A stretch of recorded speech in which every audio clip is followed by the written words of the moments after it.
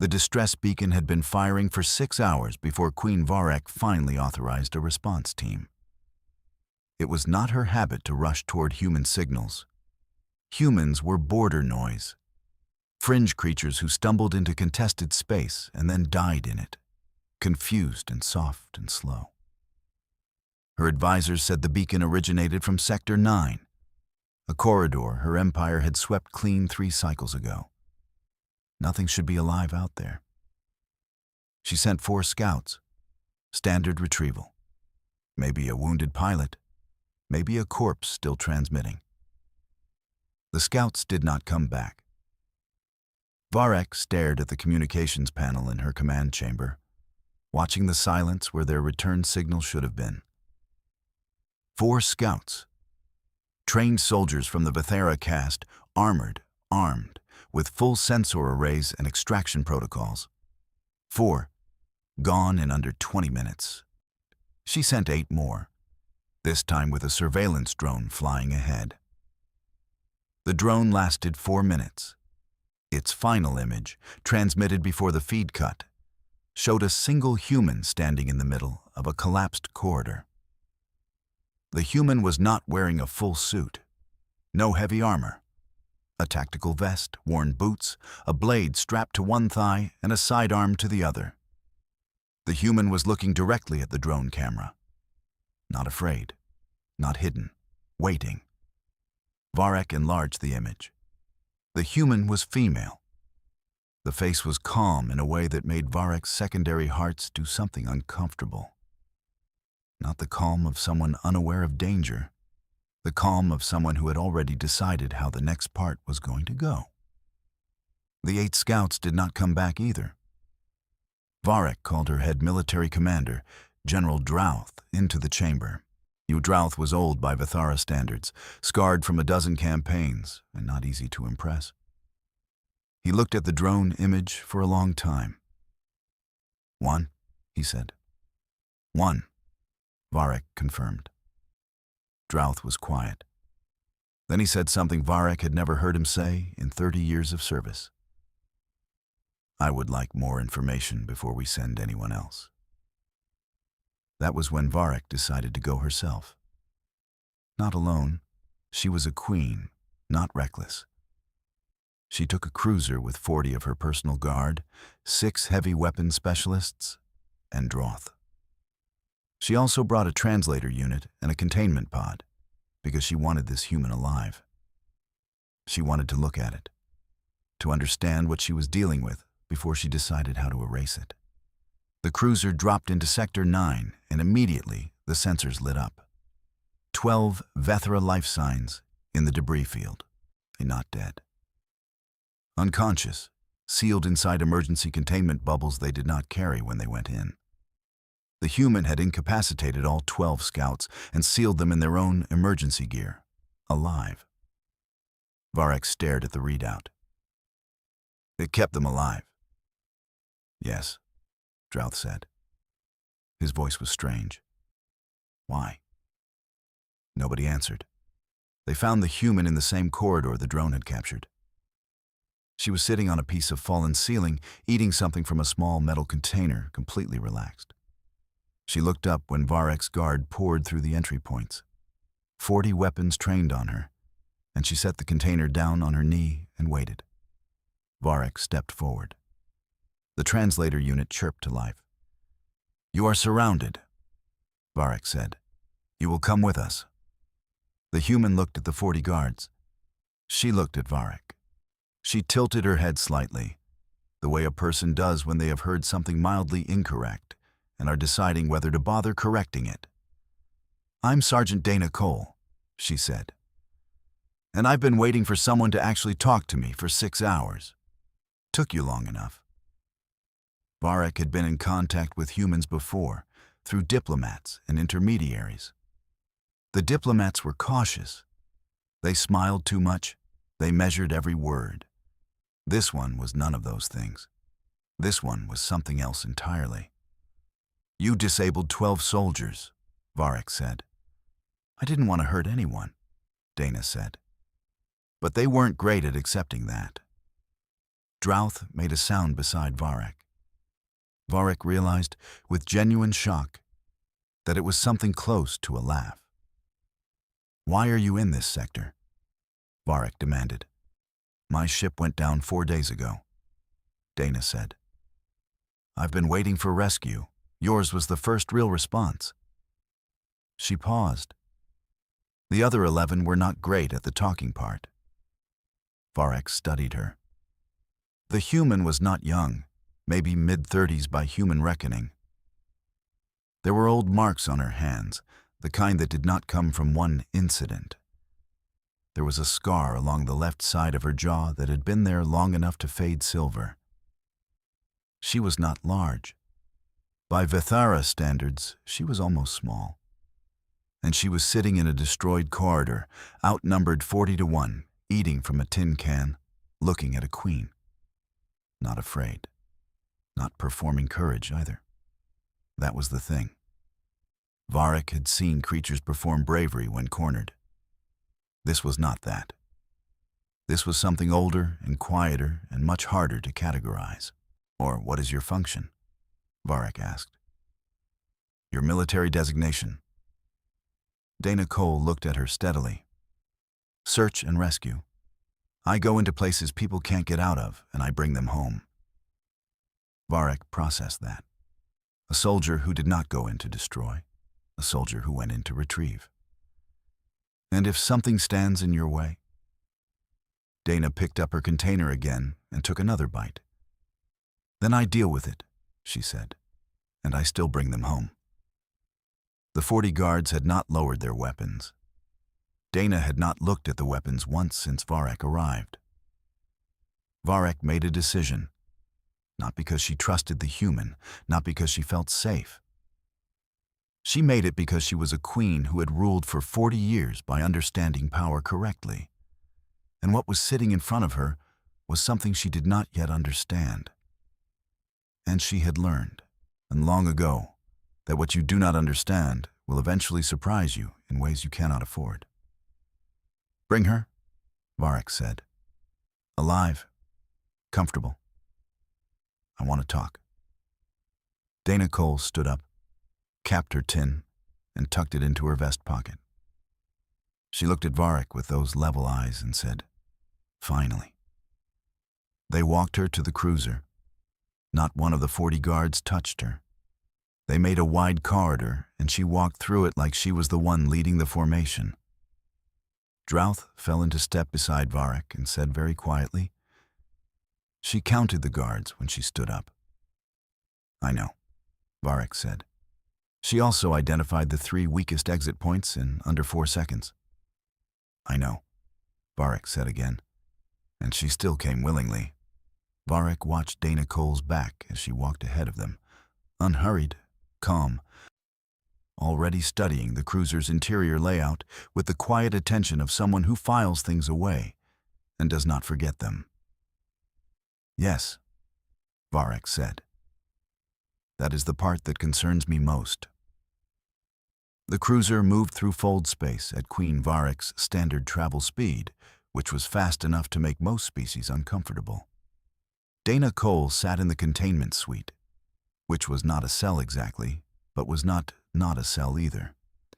It had walls that locked from the outside and a single observation panel that Varek's people thought was opaque from the inside.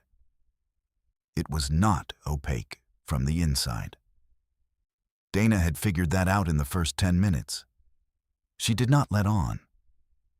She sat where she could be watched, and she watched back, keeping her expression easy. And she inventoried the room with the same steady attention she had been trained to give to every room she walked into. 3 walls solid, 1 with a panel.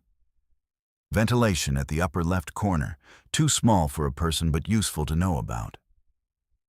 1 door, magnetic seal, requires external authorization. Floor material similar to the corridor alloy, dense but not unworkable. She was not planning an escape. She had chosen to come willingly, and she did not break her own decisions. But information was just information, and collecting it was as automatic for her as breathing. She had been awake for 89 hours. The tin she had been eating from when the Queen arrived had held the last of her rations. She had 17 hours of water left in the filter canteen clipped to her vest. Her left knee was doing the thing it did when barometric pressure shifted, which meant the ship's internal atmosphere was calibrated about 8% heavier than Earth standard, not enough to impair her. Enough to know. The door opened. Not the Queen this time. A younger Vithara, smaller than the soldiers, wearing something that read as administrative or scientific. Carrying a tray. The tray had food on it, which was interesting, and a container of liquid, which was more interesting. And the Vithara was standing 3 feet back from the door, which meant someone had briefed them on spacing. Someone had thought about this. "Thank you," Dana said. The Vithara set the tray on the floor inside the door with the careful movements of someone who had been told very specifically not to get within arm's reach. Geis then withdrew and sealed the door again. Dana looked at the food. She did not touch it yet. She looked at it the way she had been trained to look at anything offered by a non-allied party in a field situation, with patience and without insult, giving it a full minute of consideration before she picked up the container of liquid and sniffed it. Neutral, slightly mineral, probably safe. She drank half of it and set it down and waited. If it was going to do something, better to find out now while she still had options. Nothing happened.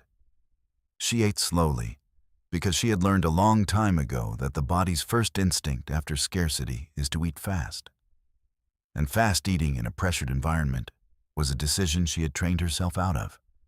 Slow was sustainable. Slow was professional. The observation panels shifted. Someone had increased the opacity from the outside, which meant they had been watching her eat and had decided they did not want her to know how much they had been watching. Interesting. She finished the food and sat back and thought about the Queen. Varek. That was what the translator had rendered, Queen Varek.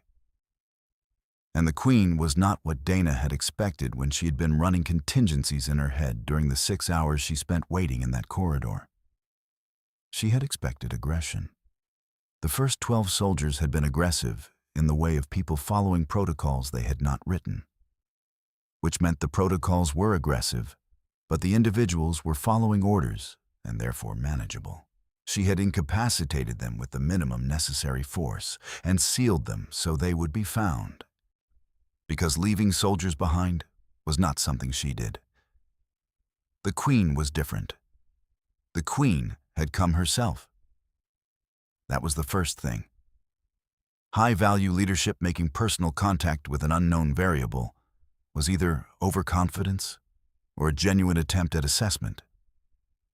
Donna had watched her face and read it as assessment, which meant the Queen was smart and direct and willing to take personal risk in exchange for real information. Dana respected that. The Queen also had a general beside her who was very good. Dana had clocked him inside the first 15 seconds. The way he stood slightly behind and to the left. The way his eyes moved through the room in sectors rather than tracking the obvious focal point. An old soldier. The kind who had survived long enough to stop being obvious about it. He had clocked her back. She had let him see her do it. It seemed like the honest thing to do. The door opened again. This time it was the Queen. Varek entered alone. No guards inside the room, though Dana could hear the configuration shift outside that meant they had doubled the external post. The Queen stood near the door with the bearing of someone who did not need distance to feel safe, but was making a choice about it. Dana stayed seated. Standing would read as either submission or challenge, and she was neither. "You have questions," Dana said. "Many," Varek said. "So do I." Varek was quiet for a moment. "You may ask one first." Dana thought about it. She had approximately 40 questions of real importance and she ranked them in the time it took to draw a breath. "Why did you come yourself?" she asked. Varek's expression shifted in a way the translator couldn't render, but Dana read as something between amusement and respect. "Because what I sent before was not sufficient to get information," she said. "And I wanted real information." "About me specifically?" "About what you are," Varek said. Dana nodded. That was honest. She appreciated honest. "My turn," Varek said. "You could have left. The corridor you were in had 3 exit routes into open space. You had enough gear for a short-range signal burst to a different frequency. You stayed." "Yes," Dana said. "Why?" "Because I had 12 of your soldiers in containment bubbles, and I wasn't going to leave them sealed in emergency gear without knowing someone was coming to open them," Dana said. "They needed a retrieval. I waited for retrieval to show up." Varek stared at her. They were enemy combatants. "They were people in a bad situation," Dana said.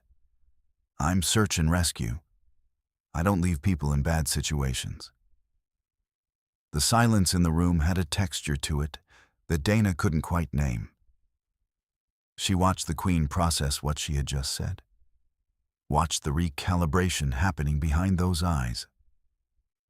And she thought, not for the first time, that the most dangerous thing about any intelligent species was the moment they encountered something they had not planned for. "You stayed to protect soldiers you had just defeated," Varek said slowly. "Soldiers sent to capture you. I stayed to make sure they didn't die sealed in their own gear," Dana said. "They didn't choose to get knocked out in a debris field. That's on me. Cleaning that up is on me too." Varek moved for the first time since entering, a small shift of weight that, in a human Dana, would have read as someone absorbing a blow they had not seen coming. "Human warriors are discussed in our archives," Varek said. "There are accounts from the early contact periods. The accounts are considered exaggerated." "I know," Dana said. "I've read some of your archives, the ones we recovered during the border survey of 2291. Varek went very still. "Those archives were not released." "No," Dana agreed pleasantly. "They were not." The silence came back, different this time, sharper. "Sergeant Cole," Varek said carefully, "what exactly is your clearance level?" Dana looked at her. She thought about the right answer. She thought about the 16 other things she knew that were in similar categories to the archive situation. She thought about the Queen standing in front of her, smart and direct and genuinely trying to understand something she had not expected to encounter. "High enough," Dana said. Varek sat down in the chair across from her. It was the first time the Queen had sat in Dana's presence. It meant something, though Dana was not certain yet what it meant in Vithara terms. It felt like a decision. "I think," Varek said slowly, "that we should talk for a long time." "I think so too," Dana said. Outside the room, somewhere beyond the double guard post, the cruiser moved through fold space toward Varek's home system, carrying a Queen who had come looking for a myth and found something considerably more complicated. Dana refilled her water from the container on the tray. She had a feeling she was going to need it. The cruiser arrived at Varek's home system 2 days later, and by that point Dana had slept 12 hours, eaten 6 meals, memorized the shift rotation of the external guard, learned 43 words of the Vithara primary dialect, and had 8 conversations with the Queen that ranged from military strategy to the specific aerodynamics of certain categories of spacecraft to, inexplicably, the history of fermented grain beverages across multiple species. Varek was the most interesting person Dana had talked to in 3 years. That was not a low bar. Dana had a clearance level that put her in rooms with some of the sharpest minds in human space. She had sat across tables from admirals and alien ambassadors, and one very memorable theoretical physicist who had explained the nature of folded space using a single sock as a prop. Varek was sharper than most of them and more honest than all of them. The Queen did not pretend she had not been afraid when she got the report about the scouts. She did not pretend her archives were complete or that her understanding of humans was adequate.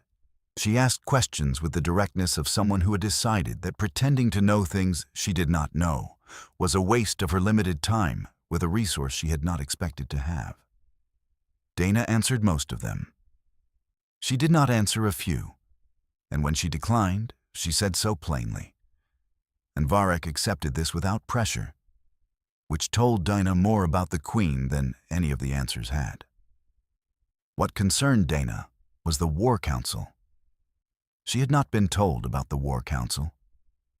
She had inferred it from the number of encrypted communications that came into the cruiser during the second day, from the shift in Varek's posture after she received them, and from the way General Drouth, who stopped by the containment suite twice a day under the pretense of security checks, was watching her with an expression that was less curiosity and more calculation.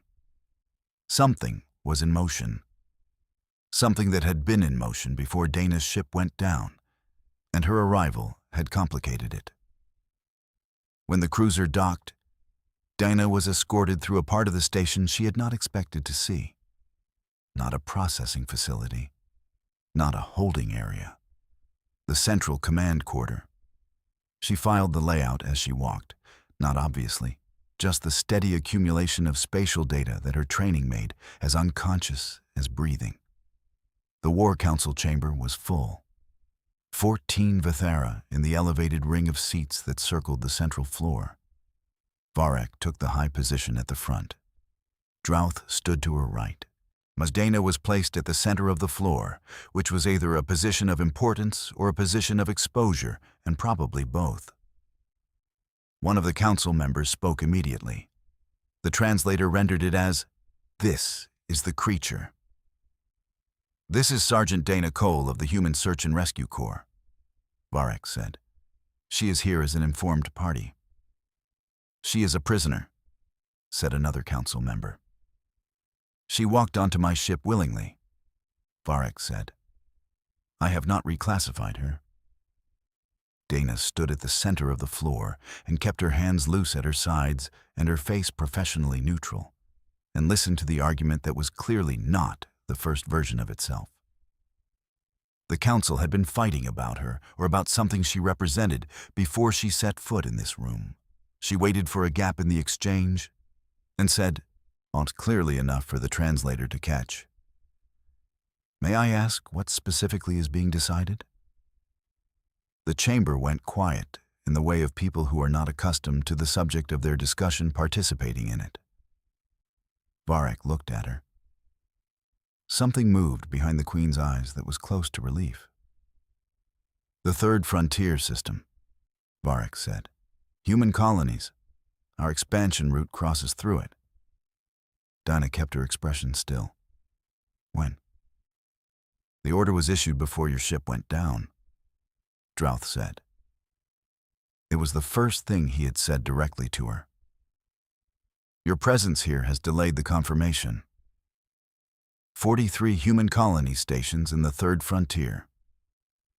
Dana had the numbers memorized the way she had all the numbers that mattered. Combined population, approximately 2.3 million, mostly families. Now, the frontier attracted young families because the land grants were good and the local administration was minimal, and people who wanted to start something from the beginning went there. 2.3 million people who did not know they were currently the subject of a War Council vote? "I see," Dana said. One of the council members, a large Vithera in what read as military dress, leaned forward. "What do humans do when we take a system?" he asked. The translator flattened the tone, but Dana read the original register as something between a challenge and genuine curiosity. "Which record do you want?" Dana said. "The official one or the accurate one?" The military Vithara paused. Both. Officially, we file protests and request arbitration through the interstellar governance body and pursue diplomatic resolution through established channels, Dana said. That process takes about 2 years and produces agreements that are moderately useful. And accurately? Varek asked. Donna looked at her. Accurately, while the diplomats are filing and meeting and producing agreements, we also do the other thing. Which is? We go get our people back, Dana said. The chamber was very quiet. 2.3 million people, Dana continued, is a large number of people to go get. But we have done larger. The meridian extraction in 2287 was 3.1 million across 9 systems in 11 weeks. It was not clean. It was not easy. But when we were done, our people were home. She did not raise her voice. She did not perform this. She said it the way she would say any factual thing. The military Vithara sat back. He looked at Varek. Something passed between them that the translator was not built to catch. You are one soldier, another council member said. You speak for 2.3 million. I'm search and rescue, Dana said. Speaking for the people who can't speak for themselves is the job description. Varek stood. In Vithara Council protocol, Dana had gathered, standing was a signal of closing. We will recess, Varek said. Sergeant Cole, you will return to your suite. Dana nodded. She turned to go. She did not hurry. Behind her, she heard the council break into sound again, and the sound was not the sound of people who had reached a decision. It was the sound of people who had been made uncertain. Drouth walked beside her as the guard escorted her back. He did not speak until they were 3 corridors from the council chamber. The meridian extraction, he said. I read those reports. They were classified, Dana said. Yes, he said. I read them anyway. She glanced at him. What did you think? Drouth was quiet for 4 steps. I thought we had made a significant error in our assessment of what humans are, he said. I thought that every model we used to predict human military response was built on the wrong foundational assumption. What assumption? That you fight to win, he said. You do not fight to win. You fight to bring back everyone you came with. Those are not the same objective. They produce completely different behaviors. Dana did not answer. She looked at the corridor ahead. An army that fights to win will accept losses in exchange for victory, Drouth said. An army that fights to bring everyone home will do things that no rational tactical model predicts, because rational tactical models assume you will make the strategically optimal choice. And we don't, Dana said. You make the choice that gets your people out, Drouth said, regardless of cost, regardless of logic, regardless of what any model says you should do. He paused. That is very difficult to fight. Yes, Dana said. It is also very difficult to understand, he said, for a species that thinks in terms of acceptable losses. They had reached the suite. The guard took position. Drouth stopped at the threshold and looked at her with those old, scarred eyes that had seen 30 years of campaigns. The Queen is not going to authorize the Third Frontier Order, he said. I want you to know that. Not because of any threat. Because she spent 2 days talking to you, and she is the smartest person I've served in 3 decades. And she is not going to commit her empire to a conflict with something she does not yet understand. Dana looked at him. And do you understand it? Drouth considered the question seriously. That was the thing about him. He always considered seriously. I understand enough, he said, to know that the difference between a myth and a catastrophe is which one you choose to believe in before you start a war. He left. The door sealed. Dana sat down on the cot and looked at the ceiling and let the weight of the last 72 hours settle through her bones. Her knee was still doing the pressure thing. The atmosphere was still 8% heavy. She was still 89 plus 72 hours without real sleep, minus the 12 she had caught on the cruiser. She closed her eyes. 2.3 million people. Still home. For now. The recess lasted 9 hours. Dana used 6 of them sleeping and the other 3 doing the quiet physical maintenance routines she had developed over 15 years of extended field operations, the specific stretches and movements that kept a body functional when functional was what the situation required. She had long since stopped thinking of rest and maintenance as comfort. They were mission-critical resources. She managed them accordingly. When the guard came to the door, she was ready. The council chamber had a different configuration now. The 14 members were still in the elevated ring, but they had rearranged themselves. The ones who had spoken most aggressively were now seated at the outer edges. The ones who had been quiet were now clustered near the center. In any deliberative body, across any species Dana had encountered, that kind of spatial shift meant the center of gravity had moved. Varek was standing, which meant the recess was closed. "We have a proposal," Varek said. "It is not a treaty. It is a framework for a conversation that has not yet occurred between our governments." Dana waited. "The Third Frontier Order is suspended," Varek said. "Not rescinded. Suspended."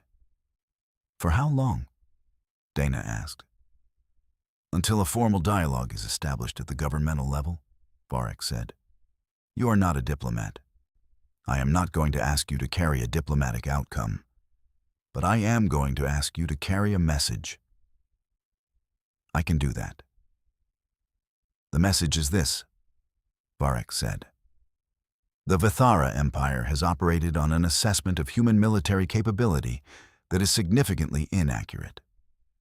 We would like to correct that assessment before making decisions based on it." Dana considered the words. They were careful words. They committed to very little and preserved Varek's position internally. They were also, for an empire that did not typically frame things as requests, an extraordinary thing to say. "That's a reasonable message," Dana said. "There is a second part," Drouth said from his position at Varek's right. "The Queen would like to propose an exchange. A Vithara military liaison to human space. You want a human counterpart here." "An observer program," Dana said. "A correction program," Varek said. "For both sides." Dana ran the shape of it through her head. The angles it created, the things it left open, the things it closed. It was not a perfect structure. It had gaps that would need to be negotiated by people with much larger mandates than she had.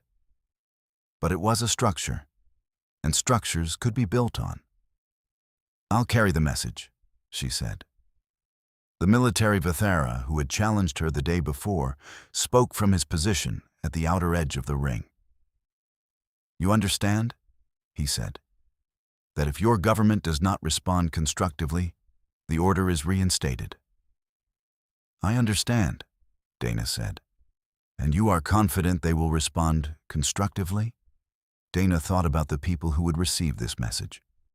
She thought about the admiral who had built the Meridian extraction, a small woman from Kentucky named Carol Wright, who had once told Dana that the only thing she had ever been afraid of was leaving someone behind, and had then proceeded to not leave anyone behind across 30 years and 4 wars. She thought about the diplomatic corps, which was full of careful people who measured words.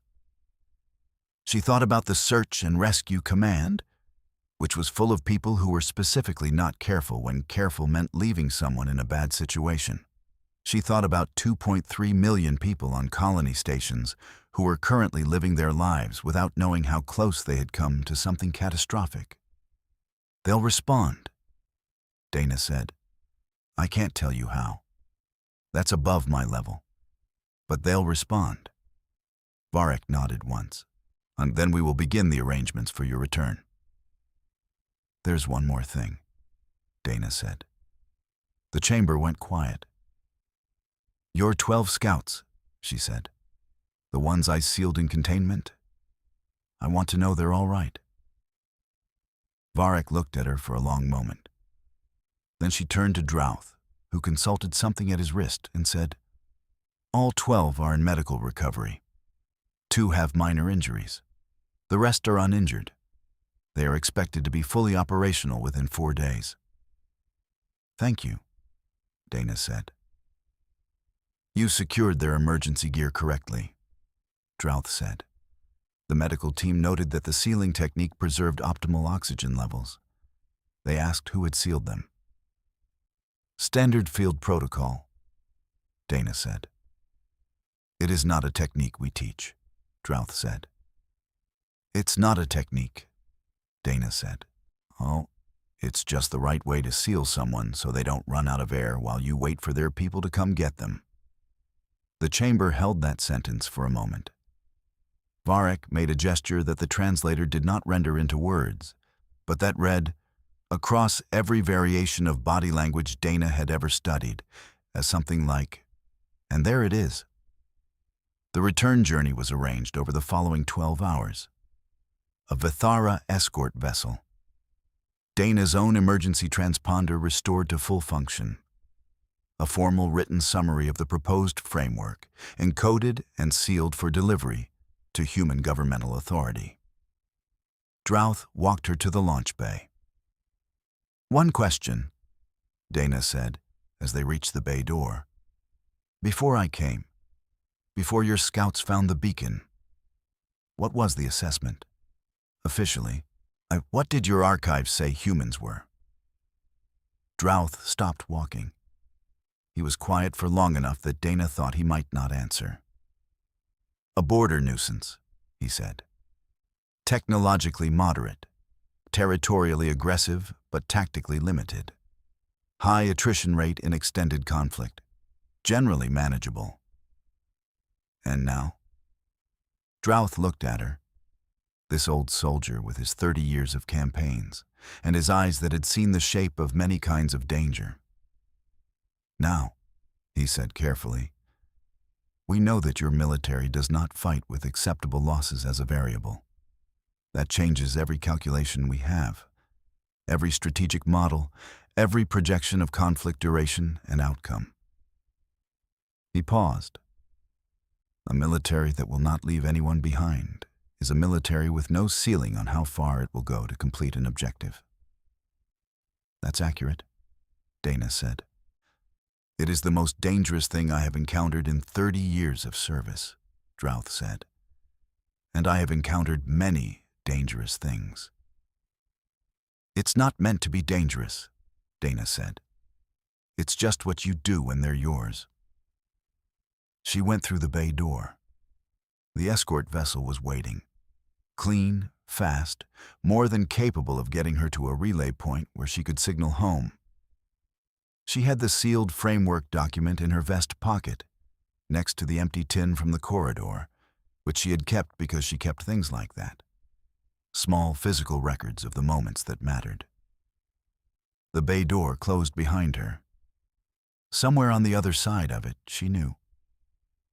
Varek was standing in a command chamber that looked out on her home system, having made a decision that she would have to defend to 14 council members and an empire that had never been asked to reconsider itself before. That was Varek's problem to carry. It was a hard problem. Dana respected her for picking it up. She boarded the escort vessel. The pilot, a young Vithara who kept maximum distance and maximum professionalism, did not speak. Dana buckled in and looked out the viewport at the home system falling behind them as they moved toward the jump point. Her knee had stopped doing the pressure thing. The atmosphere here was closer to Earth standard. She noticed this the way she noticed everything, filed it, and let it go. She had a message to deliver. She had 2.3 million people who were going to wake up tomorrow and have no idea how the night had gone. She was fine with that. That was the job. You went in. You dealt with what was there. You brought everyone home. And if, along the way, you ended up sitting across from an alien queen and talking her out of a war over the course of 48 hours and 8 conversations about fermented grain beverages and the specific aerodynamics of folded space travel, well, search and rescue covered a lot of ground. The jump drive engaged. The stars blurred. Dana Cole went home. The message reached Admiral Carol Wright's desk at 0340 station time. She was not asleep. She was working because she was always working at 0340, a fact her staff had stopped finding alarming 3 years ago and now simply planned around. She read the message once. Then she read it again. Then she called her chief of staff and told him to wake the relevant people and have them in the briefing room in 90 minutes. Then she sat back in her chair and looked at the sealed Vethera framework document and thought about Dana Cole, who had been logged as missing after her ship went down in Sector 911 days ago, and who had apparently spent those 11 days single-handedly rerouting an Empire's military expansion while eating from a tin can. Wright had sent Dana on the Sector 9 mission because it was a retrieval assessment, low complexity, the kind of work Dana did in her sleep. A missing cargo vessel, possible survivors, standard protocols. She had not sent her expecting Dana to encounter a Vethera scouting force and 12 incapacitated soldiers and a queen. She should have expected it. She had sent Dana Cole. The briefing room at 0510 held 7 people who were not happy about the hour. Wright placed the framework document at the center of the table and let them read it before she said anything. The room was quiet for a long time after they finished. "She's serious," said the chief diplomatic officer, a man named Carl Huang who had been doing this for 25 years and who also did not sleep much. "This is a serious proposal." "It came through a search and rescue sergeant," said the defense liaison, a younger man whose name Wright could never keep straight because he was new, and she was bad with new people until they proved themselves. "It came through the only human the Vethera Queen has spoken to in person," Carl said. "That is not a weakness in the document's credibility. That is the document's entire credibility." The defense liaison went quiet. "The third frontier suspension," Wright said. "How long do we have before they reassess?" "The document doesn't specify," Carl said. "Which means they want us to move without feeling artificial pressure. That's a choice. They could have given us a deadline. They didn't." Wright looked at the sealed document. She thought about 2.3 million people who were going to wake up this morning and not know how the night had gone. She was fine with that. "What is Sergeant Cole's status?" she asked. "En route to relay point Ide 7, her comms officer said. "She'll be in contact range in approximately 4 hours." "When she's in range, I want to talk to her before anything else," Wright said. "Before diplomatic, before defense, before anyone. Me first." "Yes, Admiral." The room broke into the specific kind of busy that meant an institution had decided to take something seriously. Carl was already drafting a preliminary response framework. The defense liaison was on a secondary channel with someone Wright suspected was above his pay grade. Her comms officer was running message protocols. Wright stayed at the table and looked at the document. She thought about what Drouth had said, because Dana's debrief would include it, and she could already see the shape of it. The way that old soldier had described human military doctrine from the outside and gotten closer to the truth of it than most inside assessments Wright had read. A military with no ceiling on how far it will go to complete an objective. Wright had never thought of it that way, or she had thought of it as, you take care of your people, you bring them home. You don't make peace with leaving them behind, because making peace with that was the first step toward leaving more of them behind. And she had watched that progression in other commands, and she had made a different choice a long time ago. Simple, obvious, not complicated. Apparently, from the outside, it looked like something else entirely. 4 hours later, Dana's voice came through the relay channel, clear and steady and slightly hoarse from 11 days of dehydration that the escort ship's water supply had apparently not fully resolved. "Admiral." "Sergeant Cole," Wright said. "How's the knee?" "Doing the pressure thing on their station," Dana said. 8% heavy, stopped when I got on the escort ship." "Noted." Wright paused. "Must talk to me." Dana talked. She had a debrief voice, not flat exactly, but structured. The way someone tells a story when they've organized it in their head first, and they know what the relevant pieces are. Wright listened without interrupting. She had learned early in her career that the best thing she could do when a good operator was debriefing was to stay out of their way. Dana talked for 22 minutes. She covered the scouts, the drone, the corridor, the cruiser, the Queen, the Council, the framework, Droth, and the escort vessel in order, without repetition, with exactly the level of detail that was useful and no decoration. Then she said, "That's the shape of it." Wright was quiet for a moment. "The Queen," she said. "Give me your read. Personal assessment." "She's the real thing," Dana said. "Not performing authority, or actually has it. And she's willing to be wrong about something if being wrong gets her better information. That's a rare combination." "The General?" "Drouth is who you want across the table in any follow-on talks," Dana said. "He already made the adjustment. He's been thinking about us correctly for longer than anyone on that council, and he's got the Queen's ear." Wright made a note. "The framework." "It's honest," Dana said. "It's limited, but it's honest. They're not asking us to commit to anything except a conversation, and they're giving us space to have it without a clock on it. That's a reasonable opening." "And you believe they'll hold the Third Frontier suspension in good faith?" There was a brief pause on the line. The relay delay was about 1 second each direction. This pause was longer. "Yes," Dana said. "Because Varek made the call herself, and she's not the kind of person who reverses her own decisions without a reason. We don't give her a reason, she holds." "What would give her a reason?" "Us not responding," Dana said. "Or responding with something that reads as cynical. She's not patient with cynical. She came herself to a debris field in Sector 9 because she wanted real information, not reported information. She'll know the difference between a real response and a performance."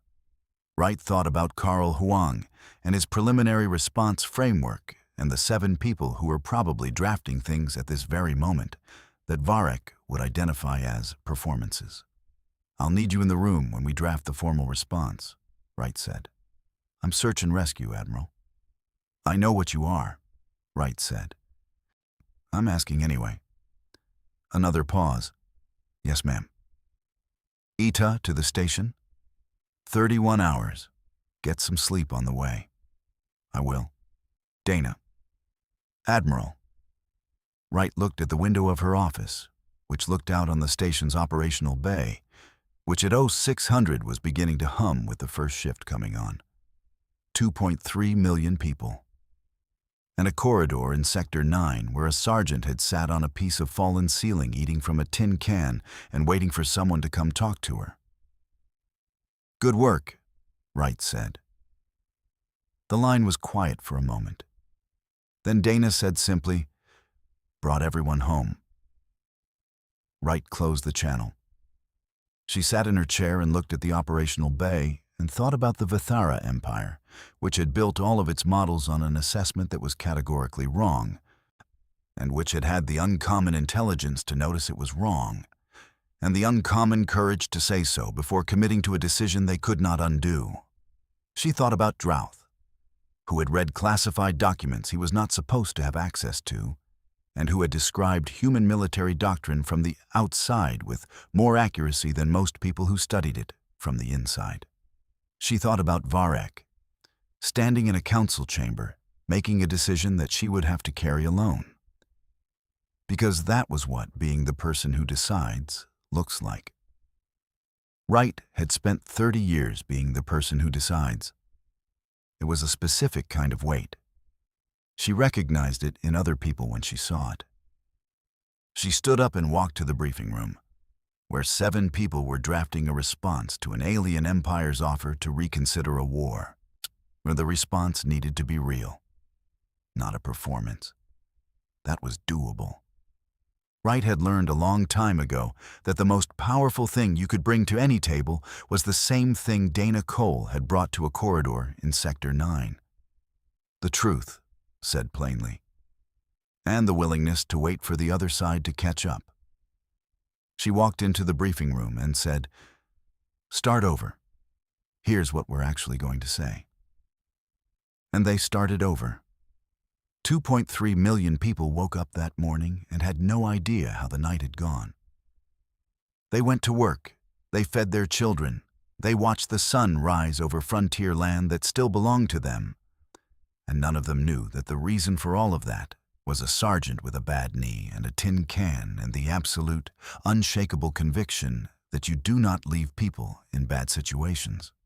You go in. You deal with what's there. You bring everyone home. End.